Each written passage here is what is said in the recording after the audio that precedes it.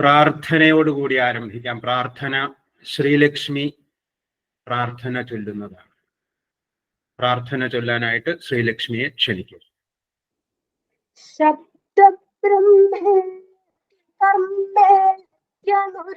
ഭഗവൻ കാലയിത്യാലപന്തി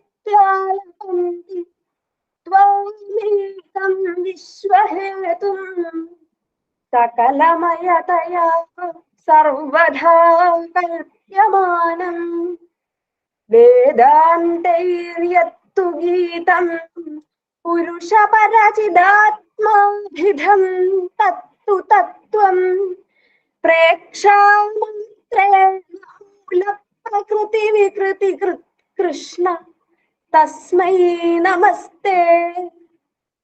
എല്ലാവർക്കും നമസ്കാരം. നവരാത്രി കാലത്തിന്റെ പ്രത്യേകത വിദ്യാരംഭത്തിന് തുടക്കം കുറിക്കുന്ന വിദ്യാർത്ഥികളുടെ രക്ഷകർത്താക്കളുണ്ട്, മറ്റ് വിദ്യാർത്ഥികളുണ്ട്. എല്ലാവർക്കും വേണ്ടിയിട്ട് ഈ ഒരു വേദിയിൽ, രേൺകാവിലമ്മ സത്സംഗ വേദിയിൽ ഇന്ന് ഈ ഒരു പ്രഭാഷണം, അത് അക്ഷരം, ഉച്ചാരണം,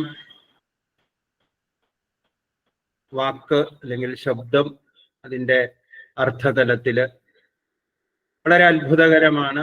ഭാരതീയ ഭാഷാശാസ്ത്രത്തിൻ്റെ ഈ ഒരു സംവിധാനം, അതിനെപ്പറ്റി അറിഞ്ഞിരിക്കേണ്ട കാര്യങ്ങൾ, അത്തരമൊരു വിഷയമാണ് നമ്മൾ ഇവിടെ ഇന്ന് സംവദിക്കുന്നത്. വിദ്യാർത്ഥികളായിട്ടുള്ളവര് വളരെ ശ്രദ്ധിച്ചത് കേൾക്കുക, വേണ്ട രീതിയിൽ അത് രേഖപ്പെടുത്തി വയ്ക്കുക, എഴുതി സൂക്ഷിക്കുക. ഏതൊരു ഭാഷയും, ഭാരതത്തിലെ ഏത് ഭാഷയ്ക്കും ആ എഴുതുന്നത് പോലെ ഉച്ചരിക്കുന്ന ഒരു രീതി അത് പ്രധാനമാണ്.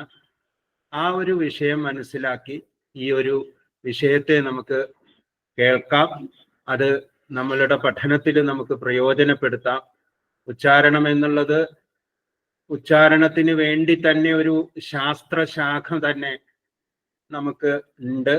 അത് മറ്റു ശാഖകളുമായിട്ടും വിവിധ ശാസ്ത്രങ്ങളുമായിട്ടും ബന്ധപ്പെട്ടതാണെന്നും നമ്മൾ മനസ്സിലാക്കി നമുക്ക് ഈ പരിപാടി വേണ്ട രീതിയിൽ നമുക്ക് പ്രയോജനപ്പെടുത്താം. ഇന്ന് പ്രഭാഷണത്തിന് നമ്മോടൊപ്പം ഉള്ളത് ജ്യോത്സന ടീച്ചറാണ്. ജ്യോത്സന ടീച്ചർ തൃപ്പൂണിത്തുറ സംസ്കൃത കോളേജിലെ വ്യാകരണ വിഭാഗം പ്രൊഫസറാണ്. മാത്രമല്ല ഈ വ്യാകരണ വിഷയങ്ങളിൽ മറ്റ് ക്ലാസ്സുകളും ആധ്യാത്മിക ക്ലാസ്സുകളും ഒക്കെ എടുക്കുന്ന പ്രഭാഷകയാണ്. നമുക്ക് വളരെ സന്തോഷത്തോടു കൂടി ഇന്നത്തെ പ്രഭാഷണത്തിനായിട്ട് ജ്യോത്സന ടീച്ചറിനെ ക്ഷണിക്കാം. നമുക്ക് അത് കേട്ടിരിക്കാം. ബാക്കി പങ്കെടുക്കുന്ന എല്ലാവർക്കും, എല്ലാ ഭക്തജനങ്ങൾക്കും, എല്ലാ വിദ്യാർത്ഥികൾക്കും, എല്ലാ അധ്യാപകർക്കും എല്ലാവർക്കും സ്വാഗതം പറഞ്ഞുകൊണ്ട് നിർത്തുന്നു. നമസ്കാരം.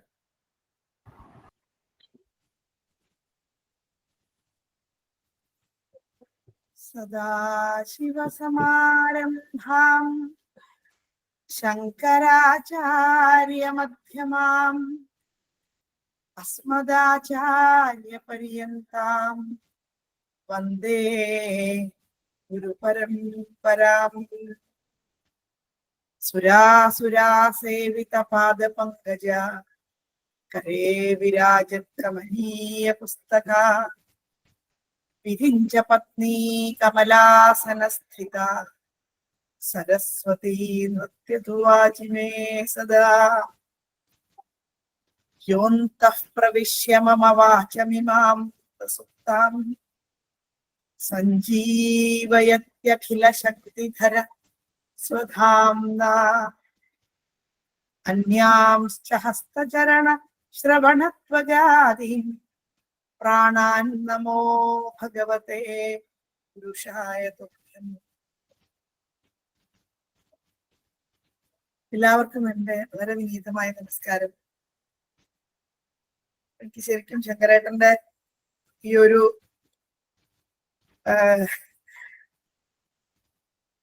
ഉപോദ്ഘാതം കേട്ടപ്പോ ശരിക്കും കൺഫ്യൂഷനായി. എന്താ കാരണം എന്ന് ചോദിച്ചാൽ ഏത് തരത്തിലുള്ള ഒരു ഓഡിയൻസ് ആണ് ഇത് കേൾക്കുന്നത് എന്നുള്ളതിനെ കുറിച്ച് എനിക്കൊരു ധാരണക്കുറവുള്ളത് കൊണ്ട് ഏത് തരത്തിലാണ് സംസാരിക്കേണ്ടത് എന്ന വിഷയത്തിലൊക്കെ എനിക്കൊരു അറിവില്ലായ്മ ഉണ്ട് എന്ന് ഞാൻ വിചാരിക്കുന്നു. കാരണം പൂർണ്ണമായി ശാസ്ത്രത്തിലേക്ക് കടക്കുക എന്നുള്ളത് സാധ്യമാണോ എന്നറിയില്ല. എന്തായാലും ഭാഷയും സംസ്കാരവും ഇടകലർന്ന് മാത്രമേ ഭാരതീയർക്ക് എന്തിനേയും കാണാൻ സാധിക്കുകയുള്ളൂ. അതുകൊണ്ട് ഞാൻ പറയുന്നതിൽ എന്തെങ്കിലും അവ്യക്തതയോ അങ്ങനെയൊക്കെ തോന്നിയെങ്കിൽ അത് സദയം ക്ഷമിക്കുക. എന്തെങ്കിലും ക്ലാരിറ്റി കുറവുണ്ടെങ്കിൽ ചോദിച്ചാൽ ഞാൻ എനിക്കാവുന്ന തരത്തിൽ എക്സ്പ്ലെയിൻ ചെയ്യാൻ ശ്രമിക്കാം.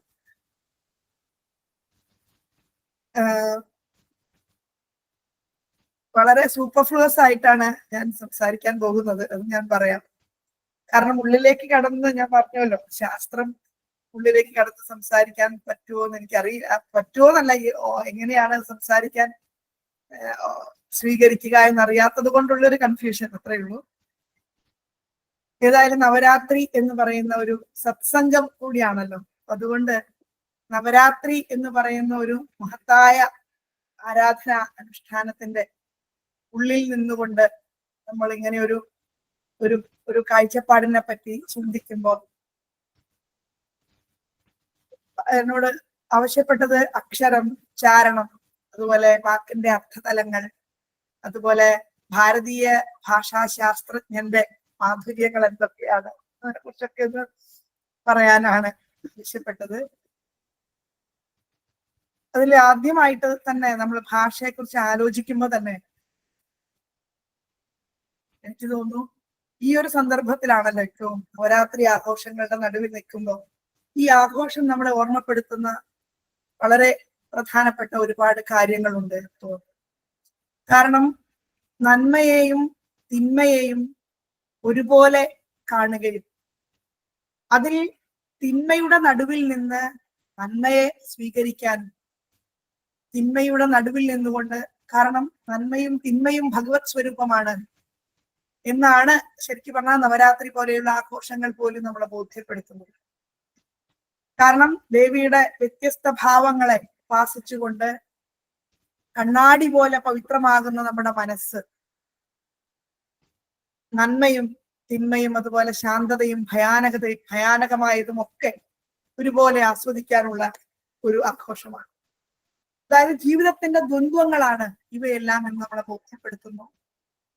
മാത്രമല്ല അതിൽ നിന്ന് എങ്ങനെയാണ് ഈ നന്മയെ ഊറ്റിയെടുക്കേണ്ടത്, വിപരീതമായ ദ്വന്ദ്വങ്ങളിൽ നിന്ന് എങ്ങനെയാണ് നന്മയെ ഊറ്റിയെടുക്കേണ്ടത് എന്ന് വിപരീതമായ ഈ ദേവീഭാവങ്ങൾ നമ്മളോട് പറഞ്ഞു തരുന്നു ചെയ്യും. അതായത് എന്താണ്, ബ്രഹ്മചാരിണിയായിട്ട് വളരെ ശാന്തമായ ഒരു ദേവീ സ്വരൂപം ആരാധിക്കുന്നത് പോലെ തന്നെ ഏറ്റവും ബീഭത്സമായ ദേവീഭാവമായ, ഭയാനകതയുടെ ഒരു സ്വരൂപമായ ദേവീഭാവമായ കാളരാത്രിയെയും നമ്മൾ ഇതേ സമയത്ത് ആരാധിക്കുന്നു. അതായത് രക്തബീജാസുരൻ എന്ന് പറഞ്ഞ ഒരു അസുരനെ നിഗ്രഹിക്കാൻ അവതരിച്ച ഒരു രൂപം. പത്തൂരൊക്കെ പറയുകയാണെങ്കിൽ പൃഷ്ഠം ത്വധർമ്മൈഹ ദേവമനഃസുധാംശുരവ്യക്തമേവ ഹൃദയാംബുജമംബുജാക്ഷ. ധർമ്മം പുരോഭാഗമാണെങ്കിൽ അധർമ്മം പൃഷ്ഠഭാഗമാണ് ഭഗവാൻ. അതുപോലെ എന്താണ്, ഈ അധർമ്മത്തെയോ ധർമ്മത്തെയോ മറച്ചു വെക്കാതെ ഈ രണ്ട് അംശങ്ങളെയും ഒരേപോലെ വിസ്തരിച്ചുകൊണ്ട് രണ്ടിന്റെയും നന്മയെ സ്വീകരിക്കാനാണ് നമ്മളെ ശാസ്ത്രമായാലും, ശാസ്ത്രത്തെ കുറിച്ച് ആലോചിക്കുമ്പോഴും സാഹിത്യത്തെ കുറിച്ച് ആലോചിക്കുമ്പോഴും എന്തിനെ കുറിച്ച് ആലോചിക്കുമ്പോഴും നമ്മുടെ ഭാരതീയമായ കാഴ്ചപ്പാടുകൾ നമ്മളെ പഠിപ്പിച്ചു. രക്തബീജാസുരനെ പോലെയുള്ള ഒരു ഭയാനകനായ അസുരന്, കാരണം അവന്റെ രക്തം നിലത്ത് വീണാൽ അവനെ പോലെയുള്ള ഭീകരന്മാരായിട്ടുള്ള 10,000-കണക്കിന് ആളുകൾ ഈ ഭൂമിയിൽ ഉയർന്നു പൊങ്ങും. അങ്ങനെയുള്ള ഒരാൾ ജീവിക്കാൻ പാടില്ല എന്ന് വിചാരിച്ചു വരുന്ന ഒരു ദേവീ സ്വരൂപമാണ് കാളരാത്രി എന്ന് പറയുന്നത്. ഇത്രയും ബീഭത്സമായിട്ടുള്ള ഈ ഒരു ആരാധനാ സമ്പ്രദായത്തെ പിന്തുടരുമ്പോഴും അത് നമ്മളോട് പറയുന്നത് കാരുണ്യ സ്വരൂപമായി ദേവീഭാവത്തെ ആസ്വദിക്കാനാണ്. നാരായണ ഗുരുദേവൻ എന്നൊക്കെ പറയുന്ന പോലെ ഒന്നൊന്നാ എണ്ണി എണ്ണിത്തൊട്ടെണ്ണും പൊരുളൊടുങ്ങിയാൽ നിന്നിടും ദൃക്കുപോലുള്ളം നിന്നിൽ അസ്പന്ദമാകണം എന്നാണ്. അതായത് ഓരോരോ ദേവീഭാവങ്ങളിലൂടെ കടന്നുപോയിട്ട് സ്പന്ദമായി ഈ ആ ഉപാസന കൊണ്ട് വളരെ സ്പന്ദശൂന്യമായിരിക്കുന്ന ഒരു ആത്മാവിലേക്ക് എന്തും എഴുതി ചേർക്കാൻ എളുപ്പമാണ്. ഇത്തരത്തിലുള്ള ഒരു വിദ്യാഭ്യാസ സമ്പ്രദായം നമ്മളോട് ആദ്യമായിട്ട് അതായത് അങ്ങനെ വിദ്യാരംഭം തുടങ്ങാൻ പറയുന്ന ഒരു സംസ്കാരം നമ്മളോട് എന്താണ് പറയുന്നത് എന്ന് ചോദിച്ചാൽ, കഴിഞ്ഞ ദിവസം മധുസൂദനാരൊക്കെ പറഞ്ഞ പോലെ എന്താണ്, അനിച്ചുണ്ണാനുള്ളതല്ലീ ഉലകം നീ ചതിച്ചു നേടുവാനല്ല പഠിത്തവും നീ കുതിച്ചോളൂ കൊതിച്ചോളൂ മത്സരിച്ചോളൂ മതിക്കാതെ മതിയോളം രസിച്ചുകൊള്ളൂ. ഇത്ര മനോഹരമായിട്ടാണ് വിദ്യാഭ്യാസത്തെ കാണുന്നത്. അതുകൊണ്ട് ഞാൻ പറഞ്ഞു വരുന്നത് എന്താണെന്ന് ചോദിച്ചാൽ, സാഹിത്യം എന്ന് പറയുന്നത് അത് പഠനമായാലും ഒരു എന്താ പറയാ ഏതൊരു വളരെ സൂക്ഷ്മമായിട്ടുള്ള ഒരു അംശത്തെ നമ്മൾ നിരീക്ഷിച്ച് പരിശോധിച്ച് ഇഴകീറി ചികഞ്ഞ് ആസ്വദിക്കുമ്പോഴും ആ തത്വത്തിന്റെ ഉള്ളിലെ ഒരു ഒരു ഒരു കാരുണ്യ സ്ഫൂർത്തി അത് നമ്മളെ അനുഭവിപ്പിക്കാൻ ആണ് നമ്മുടെ സാഹിത്യം നമ്മളെ പഠിപ്പിച്ചത്. അതുകൊണ്ടാണ് ഭാഷയെക്കുറിച്ച് തന്നെ പറയുമ്പോൾ ഭാഷാശാസ്ത്രജ്ഞരായിട്ടുള്ളവർ പറയും, നസോസ്തി പ്രത്യയോ ലോകേ യഹ് ശബ്ദാനുഗമാദൃതേ അനുവിദ്ധമിവ ജ്ഞാനം സർവം ശബ്ദേന ഭാസത്തെ. ലോകത്ത് യാതൊരു പ്രത്യയവും അതായത് ജ്ഞാനവും ഇല്ല. ലോകത്ത് ഒരു ജ്ഞാനവും ഇല്ല. എങ്ങനെയുള്ള ജ്ഞാനമാണ്? യഹ് ശബ്ദാനുഗമാദൃതേ, ശബ്ദം അനുഗമിക്കാത്ത ഒരു ജ്ഞാനവും ഈ ലോകത്ത് നിലവിലില്ല. അതായത് ലോകത്തിന്റെ സകല എന്താണ് അറിവുകളെയും നമ്മൾ സ്വായത്തമാക്കുന്നത്, അത് ഇന്ദ്രിയജന്യമാകട്ടെ പുറത്തുള്ളതാകട്ടെ അകത്തുള്ളതാകട്ടെ, ഇതൊക്കെ സ്വായത്തമാക്കുന്നതിന് അതായത് നമ്മൾക്കത് എന്താണ് എന്ന് അനുഭവവേദ്യമാകുന്ന അവസ്ഥയല്ല പറയണത്. അനുഭവം വേറെ. നേരെ മറിച്ച് അതിലേക്കുള്ള ഒരു വഴി നമുക്ക് തുറന്നു കാണിച്ചു തരുന്നത് അത് തീർച്ചയായിട്ടും ശബ്ദം തന്നെയാണ്. ശബ്ദാനുഗമം ഇല്ലാതെ ഒരു ജ്ഞാനവും ഇല്ല എന്നാണ്. അനുവിദ്ധമിവ ജ്ഞാനം സർവം ശബ്ദേന ഭാസത്തെ. അതായത് ജ്ഞാനം എന്ന് പറയുന്നത് ശബ്ദം കൊണ്ട് മാത്രമാണ് ഭാസിക്കുന്നത്, പ്രകാശമാനമാകുന്നത്. പക്ഷെ അതേ സമയത്ത് ഭാഷയ്ക്ക് ഉള്ള പരിമിതികളെയും നമ്മൾ ഓർമ്മപ്പെടുത്തും. ഭാഷയില്ലാതെ ഒരു സാധനവും നമുക്ക് മനസ്സിലാക്കാൻ സാധിക്കില്ല എന്ന് പറയുമ്പോൾ തന്നെ ഭാഷ കൊണ്ട് എല്ലാം മനസ്സിലാക്കാൻ സാധിക്കില്ല എന്നും പറയും. ഭാഷ ഇല്ലെങ്കിൽ ഒന്നും മനസ്സിലാക്കാൻ സാധിക്കില്ല എന്നതുപോലെ ഭാഷയില്ലാതെ, ഭാഷ ഉണ്ടെങ്കിൽ ഭാഷയിലൂടെ എല്ലാം മനസ്സിലാക്കാൻ സാധിക്കില്ല എന്നും പറയും. അതായത് ദ്വന്ദ്വങ്ങളാണ്. ഇതും വിപരീതമായ ദ്വന്ദ്വമാണ്. നേരത്തെ ഞാൻ പറഞ്ഞതുപോലെ വിപരീതമായ ദ്വന്ദ്വമാണ്. അതായത് ഭാഷ കൊണ്ട് എല്ലാം കാണാൻ സാധ്യമല്ല. ഭർതൃഹരിയെ പോലെയുള്ളവർ പറയും, ഘടാദീനാം ന ചാകാരാൻ നൃത്യായേതി വാചക. അതായത് ഒരു കുടം എന്ന് പറയാണ്. ഈ കുടം എന്ന് പറയുന്നത് ആ കുടത്തിന്റെ മുഴുവനായ സ്വരൂപത്തെ ബോധ്യപ്പെടുത്താൻ പര്യാപ്തമല്ല എന്ന്. അതായത് കുടം എന്ന് പറഞ്ഞാൽ എന്താണ് എന്ന് ചോദിച്ചാൽ നമ്മൾ എന്ത് പറയും? രണ്ട് കപാലങ്ങൾ സംയോജിപ്പിച്ച ഇങ്ങനെ ഇരിക്കുന്ന ഒരു മുഖത്തോടു കൂടിയ ഒരു സാധനമാണ് കുടം. അതിനകത്ത് ജലം ശേഖരിക്കാൻ സാധിക്കും, പലതും ശേഖരിക്കാൻ സാധിക്കും. പക്ഷെ കുടം എന്ന് പറയുന്നതിന്റെ മുകളിൽ ചിലപ്പോൾ ചിത്രം ഉണ്ടാവാം, അല്ലേ? അല്ലെങ്കിൽ കുടത്തിന്റെ ഷേപ്പ് ചിലപ്പോൾ കുറച്ച് പരന്നിട്ടാവാം, അല്ലെങ്കിൽ കുടം ചിലപ്പോൾ ഉരുണ്ടിട്ടാവാം, കുടം വലിയതാവാം, ചെറിയതാവാം. ഇങ്ങനെ പല പ്രത്യേകതകളും ഒരു കുടത്തിനുണ്ടാവാം. ഈ പ്രത്യേകതകളെ മുഴുവൻ ബോധ്യപ്പെടുത്താൻ കുടം എന്ന് പറയുന്ന ആ ശബ്ദത്തിന് സാധ്യമല്ല എന്ന് പറയും. അതുപോലെ വെള്ളം എന്ന് പറയാണ്. വെള്ളം എന്ന് പറഞ്ഞാൽ എന്ത് പറയാൻ പറ്റും? വെള്ളം സമുദ്രത്തിലുള്ള ഒരു വെള്ളമാണോ, അതോ ഒരു ഗ്ലാസ്സിലെടുത്ത വെള്ളമാണോ, അതോ ഒരു തുള്ളി വെള്ളമാണോ? ഇങ്ങനെ വെള്ളം എന്ന് പറഞ്ഞാൽ എന്താണ് എന്ന്, ഏത് തരത്തിലുള്ള വെള്ളത്തെയാണ് വെള്ളം എന്നുള്ള പദം ബോധ്യപ്പെടുത്തുന്നത് എന്ന് പറയാൻ ആ ശബ്ദം പോരാ എന്ന്. ഇപ്പൊ അതുപോലെ തന്നെ ഇപ്പൊ ചെയർ എന്ന് പറയാണ്, അലങ്കാര പണികളുള്ള ചെയറാണോ, അതൊരു എന്താണ്? ഇതുപോലെ ഏത് പദത്തിന്റെയും സവിശേഷമായ സ്വഭാവത്തെ ഒന്നും കാണിക്കാൻ ആ പദം പര്യാപ്തമല്ല എന്ന്. അങ്ങനെ നോക്കുമ്പോ എന്താണ് ഭാഷ എന്ന് പറയുന്നത്? നമുക്ക് അനുഭവിക്കാൻ സാധിക്കുന്ന, അഥവാ ഒരു പദത്തെ മുഴുവനായിട്ട് എക്സ്പ്ലെയിൻ ചെയ്യാൻ ഭാഷ പര്യാപ്തമല്ല എന്ന് വരുന്നു. ഇത് തന്നെ വിപരീതമായ ദ്വന്ദ്വമാണ്. നേരത്തെ പറഞ്ഞതുപോലെ വിപരീതമായ ദ്വന്ദ്വമാണ്. അപ്പൊ അതുകൊണ്ട് ഭാഷ എന്ന് പറയുന്നത് ഇല്ലാതെ മനസ്സിലാക്കാൻ സാധിക്കില്ല എന്നതുപോലെ തന്നെ ഭാഷ കൊണ്ടും നമുക്ക് മനസ്സിലാക്കാൻ സാധിക്കില്ല എന്ന് പറയും.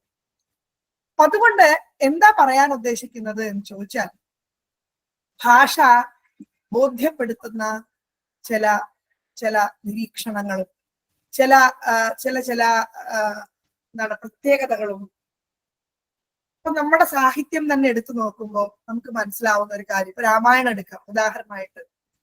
രാമായണത്തെ പറ്റി പറയുമ്പോൾ, രാമായണം എന്ന കൃതി വായിക്കുമ്പോൾ നമുക്ക് എന്താ മനസ്സിലാവുന്നത്? രാവണനെ പോലെ ആവരുത്, രാമനെ പോലെ ആവണം, അല്ലെ? രാമനെ പോലെ ആവണം, രാവണനെ പോലെ ആകരുത് എന്ന് ബോധ്യപ്പെടുത്തും. സാഹിത്യം കുറച്ചും കൂടി മുന്നോട്ട് നീങ്ങിയപ്പോ, അല്ലെ, തന്നെയല്ല, രാമൻ എന്താണ് ഗുണഗണങ്ങൾ ഉണ്ടായിരുന്നത്, എന്താണ് രാവണന്റെ കുഴപ്പമുണ്ടായിരുന്നത്? രാവണന്റെ കുഴപ്പം മാത്രമല്ല, രാവണൻ ഒരു വിപരീത കഥാപാത്രമാണെങ്കിലും രാവണന്റെ നല്ല ഗുണങ്ങളെയും ആ സാഹിത്യം എക്സ്പ്ലെയിൻ ചെയ്യും. പക്ഷെ ഈ നല്ല ഗുണങ്ങൾക്കപ്പുറത്ത് അദ്ദേഹത്തിന് ഉണ്ടായിരുന്ന ചീത്ത ഗുണങ്ങൾ അദ്ദേഹത്തിന്റെ നല്ല ഗുണങ്ങളെ മറയ്ക്കുന്ന തരത്തിൽ മുന്നോട്ട് നിന്നിരുന്നത് കൊണ്ടാണ് അദ്ദേഹം ഒരു നെഗറ്റീവ് കഥാപാത്രമായത്. ഇത് രണ്ടും നമ്മുടെ സാഹിത്യം ബോധ്യപ്പെടുത്തുന്നു എന്നുള്ളതാണ്. അപ്പൊ അതുകൊണ്ട് പക്ഷെ കുറച്ചു കാലം സാഹിത്യം കുറച്ചും കൂടി മുന്നോട്ട് പോയപ്പോ നമുക്ക് നിരീക്ഷിച്ചാൽ മനസ്സിലാവും. വയലാറിനെ പോലെയുള്ളവർ എടുത്തു നോക്കുമ്പോൾ നമുക്ക് മനസ്സിലാവും, അവിടെ ഇതേ രാമായണത്തെ അദ്ദേഹം മറ്റൊരു കഥയാക്കി മാറ്റി. പക്ഷെ ആരുടെയും വികാരങ്ങളെയോ ഒന്നും സ്പർശിക്കാതെ, ആക്ഷേപിക്കാതെ അതിലുള്ള കാരുണ്യ സ്ഫൂർത്തിയെ കണ്ടെത്താൻ അദ്ദേഹം ശ്രമിച്ചു എന്നുള്ളതാണ്. ഉദാഹരണമായിട്ട് നമ്മളെ കമ്പരാമായണത്തെയൊക്കെ ബേസ് ചെയ്തുകൊണ്ടാണ് എഴുതിയതെങ്കിൽ പോലും എന്താണ് അദ്ദേഹം എഴുതിയത്? എന്താണ് സീതയെ കുറിച്ച് പറയുമ്പോ പറയും, നാദരൂപാത്മകൻ പിന്നീടൊരിക്കലാ നാരദൻ പുത്രിയെ പറ്റി പറഞ്ഞ നാൾ കണ്ണുള്ളിൽ ഒന്നാമതാണ് ഒന്നു മകളെ ഒരു നോക്കു കാണുവാൻ, കണ്ടൊന്നു മാപ്പു ചോദിക്കുവാൻ, അമ്മണിച്ചുമ്പിൽ ഒരച്ഛന്റെ ഉത്തം കൊടുക്കുവാൻ. അതായത് സീത എന്ന് പറയുന്നത് രാമന്റെ മകളാണ് എന്നുള്ള തരത്തിലാണ് ചിത്രീകരിക്കാൻ ശ്രമിച്ചത്. പക്ഷെ ആ കാവ്യത്തിന്റെ വിചാരധാരയ്ക്ക് ഒരു ഭംഗം വരുത്തുകയോ, അല്ലെങ്കിൽ രാമായണം എന്ന കാവ്യത്തിന്റെ വിചാരധാരയ്ക്ക് ഭംഗം വരുത്തുകയോ ഒന്നും ഉണ്ടായില്ല. പക്ഷെ ഇന്നത്തെ ഒരു സാഹിത്യം ചെന്ന് നിൽക്കുന്നത് എവിടെയാണ് നമ്മൾ എടുത്തു നോക്കുമ്പോൾ, രാവണൻ പരാജിതരുടെ ഗാഥ എന്ന് പറയുന്ന ഒരു പുസ്തകം നിങ്ങൾ വായിച്ചിട്ടുണ്ടോ എന്ന് എനിക്കറിയാം. എത്രയോ എഡിഷൻസ് അത് വിറ്റെഴുതി. രാവണൻ പരാജിതരുടെ ഗാഥ. അതായത് രാവണന്റെ ആ ഒരു നെഗറ്റിവിറ്റി അതിനെ പോസിറ്റീവ് ആക്കുകയും ബാക്കിയുള്ള പോസിറ്റീവ് ആയതിനെ മുഴുവൻ നെഗറ്റീവ് ആക്കുകയും ചെയ്തുകൊണ്ട് ഇന്നത്തെ കുട്ടികളുടെ മനസ്സിൽ അതൊരു നെഗറ്റിവിറ്റി ഇൻഡ്യൂസ് ചെയ്യാൻ ശ്രമിക്കുന്നുണ്ടോ എന്ന് നമ്മൾ നിരീക്ഷിക്കേണ്ടതാണ് എന്ന് തോന്നുന്നു. കാരണം ആധുനിക സമൂഹം പരിചയപ്പെടുന്ന സാഹിത്യ സ്വരൂപങ്ങൾ ഇതാണ്. അതുപോലെ തന്നെ ഇദ്ദേഹത്തിന്റെ തന്നെ അപ്പൊ രാവണൻ പരാജിതരുടെ ഗാഥ എന്നാണ് ആ പുസ്തകത്തിന്റെ പേര്. ഞാൻ ആക്ഷേപിക്കാൻ വേണ്ടി പറയുന്നതല്ല, പക്ഷെ നിങ്ങൾക്കെടുത്ത് വായിച്ചു നോക്കാം എന്താണ് വ്യത്യസ്തത, എന്താണ് അവിടെ വ്യത്യാസം എന്ന്. അതുപോലെ എന്താണ് മഹാഭാരതത്തെ ബേസ് ചെയ്തുകൊണ്ട് ഇതേ ഓദറിന്റെ മറ്റൊരു പുസ്തകം ഇറങ്ങുകയുണ്ടായി. ദുര്യോധൻ കൗരവ വംശത്തിന്റെ ഇതിഹാസം എന്നാണ് പുസ്തകത്തിന്റെ പേര്. ദുര്യോധനൻ കൗരവ വംശത്തിന്റെ ഇതിഹാസം. ഇംഗ്ലീഷിലാണ് അത് മലയാളത്തിലേക്ക് ട്രാൻസ്ലേറ്റ് ചെയ്യപ്പെട്ടത്. അതിൽ അദ്ദേഹം പറയുന്ന കുറച്ച് വാക്കുകൾ ഞാൻ കോട്ട് ചെയ്യാം. തനിക്ക് ശരിയെന്ന് തോന്നുന്ന കാര്യങ്ങൾ ചെയ്യാൻ മടിയില്ലാത്ത ഒരു പച്ച മനുഷ്യനാണ് ദുര്യോധനൻ. ഞാനത് പറയുന്നതിനെ കുറിച്ച് കാരണമുണ്ട് കേട്ടോ. നമുക്ക് ഭാഷയിലേക്കും അക്ഷരങ്ങളിലേക്കും ഒക്കെ വരാം. അവിടേക്ക് എത്തുന്നതിന് മുൻപ് നമ്മൾ മനസ്സിലാക്കേണ്ട ഏറ്റവും പ്രധാനപ്പെട്ട ഒരു സംഗതി പറയാൻ വേണ്ടിയിട്ടാണ് ഇത്രയും സംസാരിക്കുന്നത്. ഈ പുസ്തകത്തിന്, അതായത് പുസ്തകം ഇതാണ്, നിങ്ങൾ കണ്ടിട്ടുണ്ടാവും. ഇതിപ്പോ ഞാൻ ഇങ്ങനെ കണ്ട അവിടെ കാണില്ല. അതെ, ദുര്യോധനൻ കൗരവ വംശത്തിന്റെ ഇതിഹാസം എന്നാണ് പുസ്തകത്തിന്റെ പേര്. ഈ പുസ്തകത്തിന്റെ രത്നചുരുക്കം ഇതാണ്: തനിക്ക് ശരിയെന്ന് തോന്നുന്ന കാര്യങ്ങൾ ചെയ്യാൻ മടിയില്ലാത്ത ഒരു പച്ച മനുഷ്യനാണ് ദുര്യോധനൻ. എന്നാൽ പാണ്ഡവരോ ധർമ്മത്തെ മറയാക്കി അവർ തങ്ങളുടെ പ്രവൃത്തികളെ ന്യായീകരിക്കുന്നു. അവരുടെ ഓരോ കർമ്മത്തെയും ദൈവികമായ ഇടപെടലുകളും അമാനുഷിക കൃത്യങ്ങളും സാധൂകരിക്കുന്നു. അങ്ങനെ വരുമ്പോൾ ന്യായം ആരുടെ ഭാഗത്താണ്? പരാജിതരുടെയും അപമാനിതരുടെയും ചവിട്ടി മെതിക്കപ്പെട്ടവരുടെയും ചരിത്രം. അമാനുഷിക ശക്തികളുടെ പിന്തുണയില്ലാതെ തങ്ങളുടെ ശരികൾക്ക് വേണ്ടി, നീതിക്ക് വേണ്ടി പൊരുതിയ ഹതഭാഗ്യരുടെ കഥ. അതാണ് ഈ പുസ്തകത്തിന്റെ രത്നചുരുക്കം എന്ന തരത്തിൽ എഴുതപ്പെട്ടത്. അതായത് സംഗതി ഇത്രയേ ഉള്ളൂ. മഹാഭാരതം പറയാൻ ആഗ്രഹിച്ച നെഗറ്റീവ് കഥാപാത്രങ്ങളെ വളരെ പോസിറ്റീവായിട്ട് ചിത്രീകരിക്കുകയും പോസിറ്റീവായിട്ട് ആ സാഹിത്യം എന്താണോ ഉദ്ദേശിച്ചിട്ടുള്ളത് അത് നെഗറ്റീവായിട്ട് പുതിയ കുഞ്ഞുങ്ങളുടെ വായനയ്ക്ക് വിഷയമാവുകയും ചെയ്യുക എന്ന് പറയുന്ന ഒരു ദൗത്യം, അതാണ് ഇവിടെ നമുക്ക് കാണാൻ സാധിക്കുന്നത്. ഇത് നമ്മുടെ ഭാഷാ പഠനത്തിന്റെയും ചരിത്ര പഠനത്തിന്റെയും ശാസ്ത്ര പഠനത്തിന്റെയും എന്ത് പഠനത്തിന്റെയും ആമുഖമാണ്. ആധുനിക പഠനത്തിന്റെ ആമുഖമാണ്.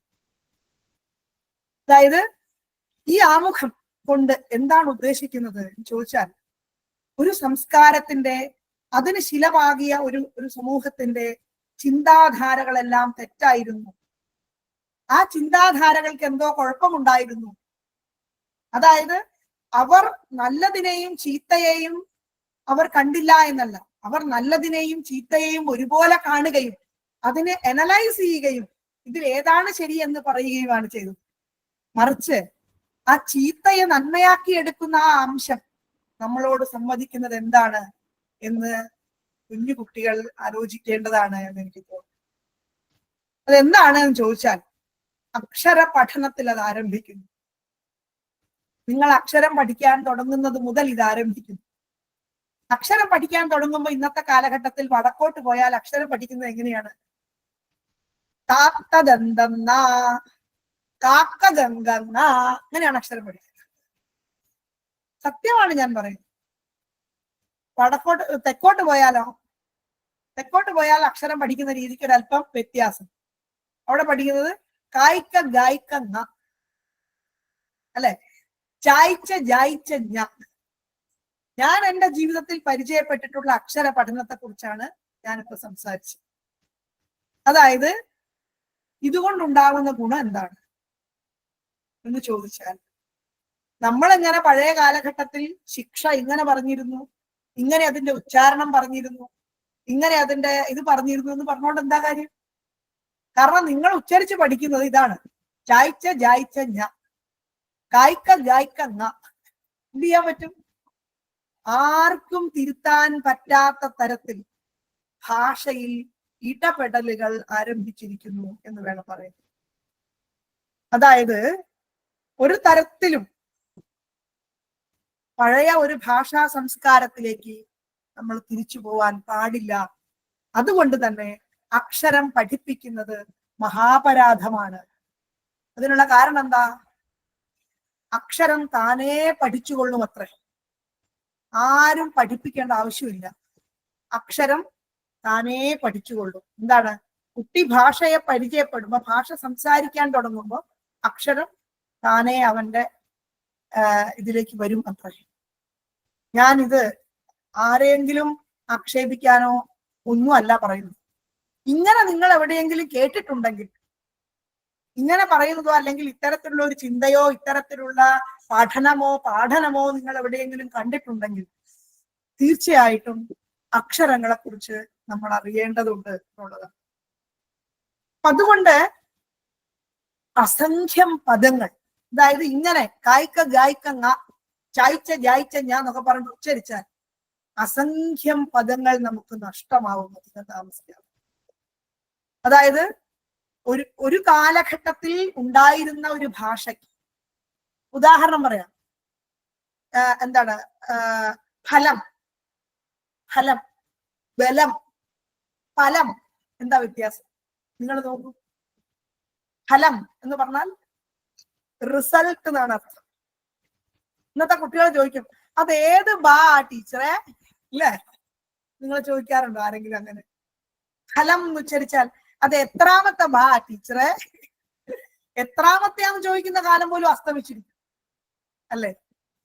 എത്രാമത്തേതാണെന്ന് അറിയാത്തൊരു കാലം. അതായത് പ ഫ ബ ഭ മ എന്നാണ് അത് ഉച്ചരിക്കേണ്ടത് എന്നും ആ ഉച്ചരിക്കുന്നത് എത്രാമത്തെ അക്ഷരമാണ്, എന്തായിട്ടാണ് അവിടെ എഴുതേണ്ടത് എന്നും നമുക്കറിയാൻ പാടില്ല.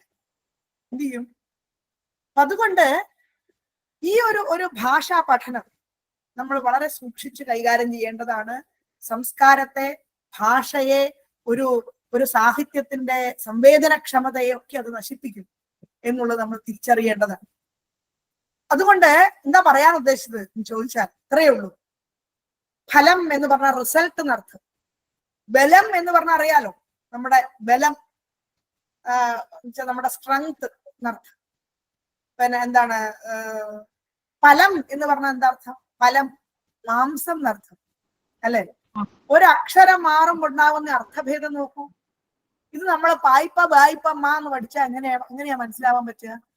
ധാര, ധാര, ധാര എന്ന് പറഞ്ഞാൽ ഭാര്യ എന്നർത്ഥം. ധാര, ഇടമുറിയാതെ ധാരധാരയായിട്ട് മഴ പെയ്യുന്നു എന്ന് പറയാറുണ്ട്, അല്ലേ? ജലം, ജലം എന്ന് പറഞ്ഞാൽ ജലം, വാട്ടർ എന്നർത്ഥം, അല്ലെ? ജലം, ജലം എന്ന് പറഞ്ഞാലോ അതായത് എന്താണ് കളവ് എന്നർത്ഥം, തെറ്റായത്, അല്ലെ? എന്നൊക്കെ അർത്ഥം. ആധാനം, ആദാനം, പൂത, ഭൂത, പൂതം, ഭൂതം, കടഹ, കടം, ഘടം, ബലം, ഇങ്ങനെയൊക്കെ ഈ വാക്കുകളൊക്കെ, അതായത് ഇത്തരത്തിലുള്ള അക്ഷര വ്യതിയാനങ്ങൾ കൊണ്ടുണ്ടാകുന്ന വാക്കുകൾ, അത് പറയുന്നത് വ്യത്യസ്തമായ അർത്ഥങ്ങളെയാണ്. ഇതുപോലെ തന്നെ ഭാരതീയ ഭാഷകൾക്കുള്ള ഒരു പ്രധാനപ്പെട്ട സവിശേഷത എന്ന് പറഞ്ഞാൽ കണ്ഠ്യമായിട്ടും താലവ്യമായിട്ടും ഒക്കെ നമ്മൾ ഉച്ചരിക്കുന്ന കണ്ഠമാണ് കവർഗം, കണ്ഠ്യങ്ങളാണ് കവർഗം, അല്ലെ? പവർഗം എന്ന് പറഞ്ഞാൽ ഓഷ്ഠ്യങ്ങൾ, ഓഷ്ഠം എന്ന് പറഞ്ഞാൽ നമ്മുടെ ചുണ്ട് കൊണ്ട്, പ്രധാനമായിട്ട് ചുണ്ടാണ് അതിൽ ഉൾപ്പെടുത്തുന്നത്. കൊണ്ട് ഉച്ചരിക്കേണ്ട സാധനങ്ങളാണ് പവർഗം, അല്ലെ? പിന്നെ ചവർഗോ താലവ്യങ്ങളാണ്, അതായത് താലുവാണ് ഉച്ചാരണ സ്ഥാനം. താലുകൊണ്ടാണ് ചവർഗം ഉച്ചരിക്കുന്നത്. ടവർഗം മൂർധാവാണ്, മൂർധാവാണ് അതിന്റെ ഉച്ചാരണ സ്ഥാനം ടവർഗത്തിന്റെ. അതുപോലെ ദന്ത്യമാണ്, ഈ പല്ലില്ലാണ്ട് ത ഉച്ചരിക്കും, ഈ അക്ഷരങ്ങൾ ഉച്ചരിക്കാൻ. അതായത് ഓരോ അക്ഷരങ്ങളും അതാതിന്റെ സ്ഥാനത്ത് നിന്ന് വരുമ്പോഴാണ് കൃത്യമായി അതെന്താണ് ആ അക്ഷരം എന്ന് നമുക്ക് മനസ്സിലാക്കും. ഈ ഉച്ചാരണം പ്രിയപ്പെട്ട കുഞ്ഞുമക്കൾ നഷ്ടപ്പെടുത്താൻ പാടില്ല. കാരണം നിങ്ങൾ അത് പഠിച്ചേ മതിയാവും. ആരുടെ അടുത്തുനിന്നാണോ അക്ഷരം പഠിക്കുന്നത്, ഈ ഉച്ചാരണ സ്ഥാനങ്ങൾ നിർബന്ധമായിട്ടും നിരീക്ഷിച്ച് പഠിക്കേണ്ടത് അനിവാര്യതയാണ്. ഇല്ലെങ്കിൽ നമ്മുടെ ഭാഷയിൽ നിന്ന് ഒരുപാട് കാര്യങ്ങൾ നമുക്ക് നഷ്ടപ്പെടും. മാത്രമല്ല നമ്മുടെ പര്യായ പദങ്ങൾ, അല്ലെ? നമുക്ക് കുറെ പര്യായ പദങ്ങളുണ്ട്. അതായത് ഒരു വാക്കിന് ഒരുപാട് പദങ്ങളുണ്ട്. ഒരു വാക്ക് പറയാൻ, പ്രത്യേകിച്ച് മലയാള ഭാഷയിൽ എങ്ങനെയാണ് അങ്ങനെ ഉണ്ടായത് എന്ന് ചോദിച്ചാൽ സംസ്കൃതത്തിന്റെ ഒരു സ്വാധീനമാണ്. സംസ്കൃതമാണ് മലയാള ഭാഷയിലേക്ക് ഈ അക്ഷരങ്ങളെയും ഈ പറയുന്ന പദ വ്യത്യാസങ്ങളെയും ഒക്കെ ദാനം ചെയ്തിട്ടുള്ളത്. അതുകൊണ്ട് എന്താണ് മലയാള ഭാഷയ്ക്കുണ്ടായ ഒരു ഗുണം എന്ന് ചോദിച്ചാൽ, ഇപ്പൊ ഞാൻ ഉദാഹരണം പറയാം. നമ്മളിപ്പോ അരണ്യം, കാട് എന്നുള്ളൊരു വാക്ക് അല്ലെ, കാട് എന്നുള്ളൊരു വാക്ക് എടുത്താൽ ഈ കാട് എന്ന വാക്കിന് ഒത്തിരി പര്യായ പദങ്ങൾ നമ്മുടെ ഭാഷയിലും അല്ലെ. കാട്, അരണ്യം എന്ന് പറയും, അതുപോലെ കാനനം എന്ന് പറയും, അതുപോലെ എന്താണ് വിപിനം എന്ന് പറയും. അതായത് വിപിനവും കാടാണ്, അരണ്യവും കാടാണ്, കാനനവും കാടാണ്. പക്ഷെ എന്തിനാണ് ഈ പദവ്യത്യാസങ്ങൾ എന്ന് ചോദിച്ചാൽ, അരണ്യം എന്നുള്ള വാക്കിന് എന്താ അർത്ഥം? അന്യതേ മൃഗൈഹി എന്നാണ്. അതായത് മൃഗങ്ങൾ സഞ്ചരിക്കുന്നു എന്നുള്ള കാരണം കൊണ്ടാണ് കാടിന് അരണ്യം എന്ന് പറയുന്നത്. അരണ്യം എന്ന് പറഞ്ഞാൽ മൃഗങ്ങൾ സഞ്ചരിക്കുന്ന സ്ഥലം എന്നാണ് അർത്ഥം. അതുപോലെ കാനനം എന്ന് പറഞ്ഞാൽ കം അനനം അസ്യ എന്ന് വെച്ചാൽ കം എന്ന് പറഞ്ഞാൽ ജലം എന്നാണ് അർത്ഥം. അനനം ജീവനം. ജലം ജീവനമായിട്ടുള്ളത് എന്തിനാണോ അതാണ് എന്ത്? കാനനം. അഥവാ പ്രകാശിപ്പിക്കുന്നത് എന്നും അർത്ഥം. കാനയതി, ദീപയതി, പ്രകാശയതി എന്നൊക്കെ അർത്ഥം. ഇതുപോലെ അതുകൊണ്ട് കാനനം എന്ന് പറയും. അപ്പൊ അരണ്യം എന്നുള്ളതും കാനനം എന്നുള്ളതും കാടിന്റെ പര്യായമാണ് എങ്കിൽ പോലും ആ പര്യായ പദങ്ങൾക്കുള്ള അർത്ഥ വ്യതിയാനങ്ങളുണ്ട്. അതുപോലെ വിപിനം എന്ന പദത്തിന് എന്താ അർത്ഥം? വേപന്തേ ജനാഹ യത്ര. അതായത് ആളുകൾ പേടിക്കുന്നു അല്ലെ, കാട്ടിൽ പോകുമ്പോൾ നമുക്ക് പേടിയാവില്ലേ? ആളുകൾ പേടിക്കുന്നു ഈ സ്ഥലത്തെത്തുമ്പോൾ. ഈ അർത്ഥത്തിലാണ് വിപിനം എന്ന പദം. ഇതുപോലെ ആകാശം അല്ലെ, നമുക്കറിയാം ആകാശം എന്നുള്ളതിന് ഗഗനം, വ്യോമം എന്നൊക്കെ പര്യായ പദങ്ങളുണ്ട്. ഗഗനം എന്നുള്ളതിന് എന്താണ്? ഗച്ഛന്ത്യസ്മിൻ ദേവാ, ദേവന്മാർ സഞ്ചരിക്കുന്ന സ്ഥലം, അതുകൊണ്ട് ഗഗനം എന്ന് പറയും. വ്യോമം എന്ന് പറഞ്ഞാൽ എന്താണ്? അവനം വിവിധമസ്മിൻ സന്ധി. അതായത് നമ്മുടെ ഈ അൾട്രാ വയലറ്റ് റേഡിയേഷൻസിൽ നിന്ന് ഇങ്ങോട്ട് വരാതെ രക്ഷിച്ചു നിർത്തുന്ന ഒരു കവചമാണ് ഈ സാധനം. അതുകൊണ്ട് അതിന് എന്ത് പറയുന്നു? ആകാശം എന്ന് പറയുന്നു. ഇങ്ങനെ അവനം വിവിധമസ്. ഈ സാധനക്ക് എന്തിനാണ് എന്ന് ചോദിച്ചാൽ, എന്തിനാണ് ഇങ്ങനെ വ്യത്യസ്തമായ അർത്ഥങ്ങളിൽ ശബ്ദത്തെ പറയുന്നത് എന്ന് ചോദിച്ചാൽ, അതിന്റെ ഒരു ഉദാഹരണം നമ്മുടെ വള്ളത്തോളിനെ കുറിച്ച് മലയാള കവികൾ എന്താ പറയുക? വള്ളത്തോൾ ഏറ്റവും ആശയഗംഭീരൻ അല്ലെ, വള്ളത്തോള് ശബ്ദം കൂടുതൽ ഉപയോഗിക്കുന്ന ആളാണ് എന്നൊക്കെയാണ് നമ്മൾ പറയാറ് അല്ലെ. ശബ്ദ സൗഷ്ഠവം വള്ളത്തോളിനെ വളരെ പൊക്കി നമ്മൾ സംസാരിക്കാറുണ്ട്. എവിടുന്ന് കിട്ടി അദ്ദേഹത്തിന് ഈ ശബ്ദം എന്ന് ചോദിച്ചാൽ ഒറ്റ കാര്യമുള്ളൂ. അദ്ദേഹം പറയും, വാനമേ ഗഗനമേ വ്യോമമേ സുരസിദ്ധസ്ഥാനമേ വിഹായസേ നഭസ്സേ നമസ്കാരം. വള്ളത്തോളിന്റെ കവിതയാണ്. വാനമേ ഗഗനമേ വ്യോമമേ സുരസിദ്ധസ്ഥാനമേ വിഹായസേ നഭസ്സേ നമസ്കാരം. എന്തിനാ ആകാശമേ നമസ്കാരം എന്ന് പറഞ്ഞ പോരെ? എന്തിനാ ഇങ്ങനെ വാനമേ ഗഗനമേ വ്യോമമേ എന്നൊക്കെ പറഞ്ഞത്? അത് കണ്ടിട്ടാണ് നമ്മൾ എന്ത് പറയുന്നത്? വള്ളത്തോൾ ഒരു ശബ്ദ സൗഭകനാണ്. എവിടുന്ന് കിട്ടി ഈ ശബ്ദം? സംസ്കൃത ഭാഷ മലയാള ഭാഷയ്ക്ക് ഈ വ്യത്യസ്തമായ പദങ്ങളെ സംഭാവന ചെയ്തിട്ടുള്ളതിന്റെ ഏറ്റവും പ്രധാനപ്പെട്ട ഉദാഹരണങ്ങളാണ് ഇവയൊക്കെ. ഇങ്ങനെ നോക്കുമ്പോൾ ഭാഷ എന്ന് പറയുന്നതിന് ഒരുപാട് അർത്ഥതലങ്ങളുണ്ട്. ഈ അർത്ഥതലങ്ങളെ പ്രയോജനപ്പെടുത്തി എന്നുള്ള